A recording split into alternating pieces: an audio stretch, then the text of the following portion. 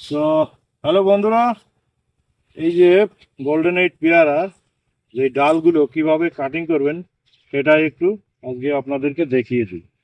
এই যে দেখুন, এখানে দুই পাতা, মানে এই দুই পাতা, চার পাতা, ছয় পাতা, ছয় পাতা, এই যে ফুল, ফুল থাকলে আট পাতায় গিয়ে ব্রাঞ্চটা এভাবে করে কেটে দেবো।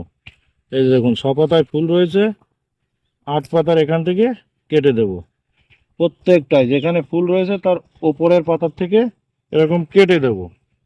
তারপরে দেখাই, এই যে এইখানে, এখানে দেখাও, এই যে এখানে ফুল রয়েছে, এখান থেকে কাটলাম, এখান থেকে কাটলাম, এটারও এখান থেকে কাটলাম, কিন্তু এটাতে দেখুন ফুল নেই। ভালো করে দেখান, এটাতে ফুল নেই।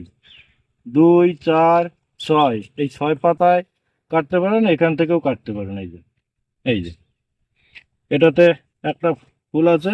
এই যে এইভাবে করে কিন্তু এই পেয়ারা গাছের গোল্ডেন এইট পেয়ারায় কিন্তু পাতা কাটতে হবে, কন্টিনিউ কাটতে হবে। Thank you.